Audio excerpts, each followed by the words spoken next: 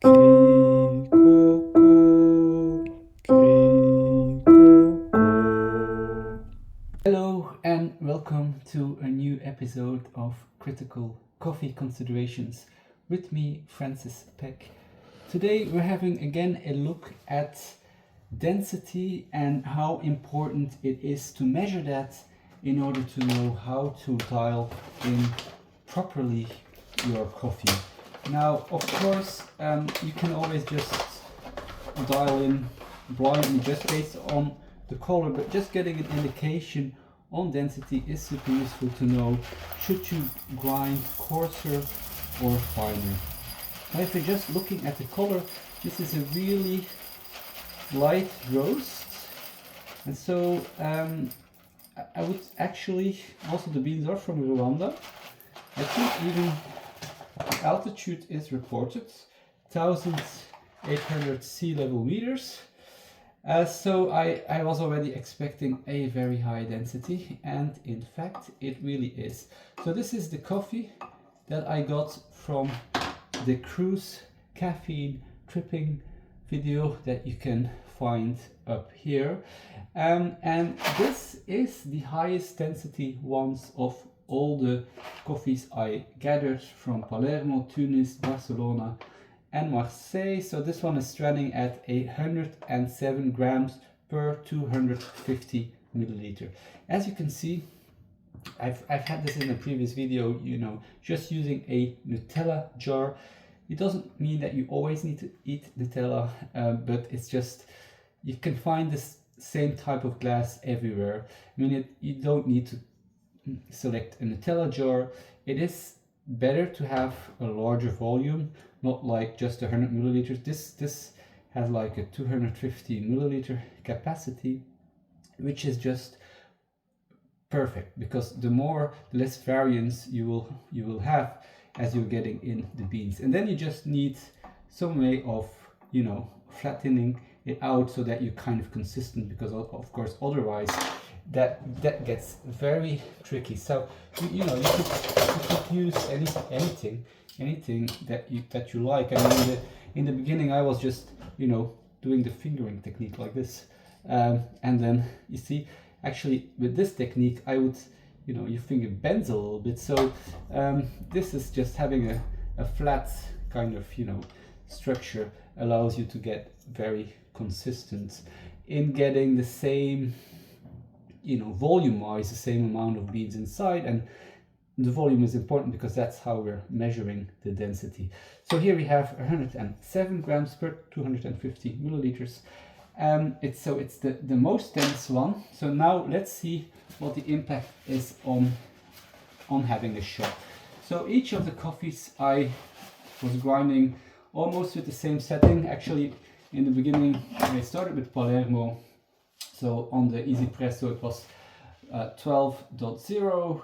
I've just been using 12 grams on the bigger Gaggia Classic portafilter, and ideally I would actually be using 14 grams, but I didn't want to spend too much coffee on dialing in, because I hope I'll be able to let my friends and family taste some of these coffees next week, when I'm actually having the grand opening of my coffee laboratory, my garage that I basically made food safe, because you can start roasting coffee in your garage, but when you're selling it on the Belgian market, of course you have to stick to the requirements, and one of the requirements is that it should be fully washable. So a standard garage doesn't usually have washable walls and floor, so I had to get some work done. All right, so as you can see, this is just a 12 gram shot. It goes really deep, which that is, in theory, it's not ideal, but it hasn't stopped me from getting very ristretto-like shots with some of those other coffees, like the Palermo. I just got 14.8 milliliters out in a 25-second shot. So I've been keeping the shot time also consistent, and I'm treating it as a double shot. That's why I do it in 2 cups, and the reason for that is simple. I'm making a cappuccino for my wife, usually in the mornings, and this allowed me to kind of step by step, you know, do this test on the different coffees. So I can, you know, it's really amazing seeing this dense coffee is already behaving better than some of the lesser dense coffees, like the Marseille that eventually gave me a, oh, we're almost at 25. Okay, so it's going to be similar, which is a pity, but in this case actually expected, although it is just 40.7 grams, whereas the Marseille, who had a density of 95 grams per 250 milliliter, you know, gave me just a very similar shot of 40 milliliters. The Tunis one, that was the second one I was, you know, I'm not dialing in, I'm just getting a first indication of the coffee. So I'm going through all the coffees, and I was thinking, well, the density was lower than the Palerma. The first one I did, 95.4 grams per 250 milliliters. So I was like, okay, this is less dense, which means that it will resist the water flow better. So it could definitely serve having a coarser grind, which, you know, I thought let's play it safe. So I went to just 12.2, just so 2 clicks, but then I got a 55 milliliter shot out of that. So, you know, it's not just density and color determining how much you end up getting in a shot. You can also have channeling, which can give this kind of much bigger shots, but sometimes it's very coffee dependent. And when I was looking at the puck afterwards, there wasn't any kind of obvious holes or things like this. So dialing in espresso, it just stays very tricky.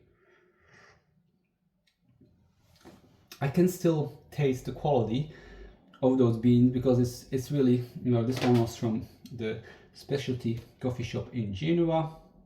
That's it, Pazze. I know this is a really nice coffee. This is not an ideal dial in. The quality, I mean, the density is so high of these beans, you know, you can see it's really a light roast. So I would have to go a lot finer, maybe even going to 10.0 on the easy presso. So I've almost completed my, you know, first kind of getting the measurements of, you know, how is the shot behaving, and then eventually next week when I have my big opening, you know, I plan to do a shot by shot espresso comparison, because as a roaster I know, of course, the importance of cupping, and thanks to becoming a roaster I've started to enjoy cupping and also drinking filter based coffee, which, you know, at the start out I was a espresso only guy. Now I enjoy my filter, I enjoy my AeroPress on my train, going to work, having my breakfast, you know, really love it. At my core, you know, waking up, making just, you know, very dense espresso exploding with taste, you know, I just enjoy that most of all, I guess. You know, I would generally enjoy starting the day with an espresso and then having a filter later in the day, let's put it this way.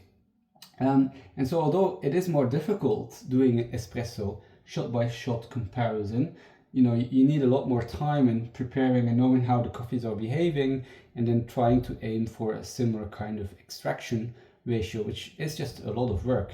But, you know, if you want to offer an espresso, if you have a coffee shop or something like this, you want to, you know, choose between different roasteries supplying your beans, and, you know, you're going to serve a lot of espressos. At some point you probably also do really need to do an espresso shot by shot comparison. So I'm kind of trying to build towards that.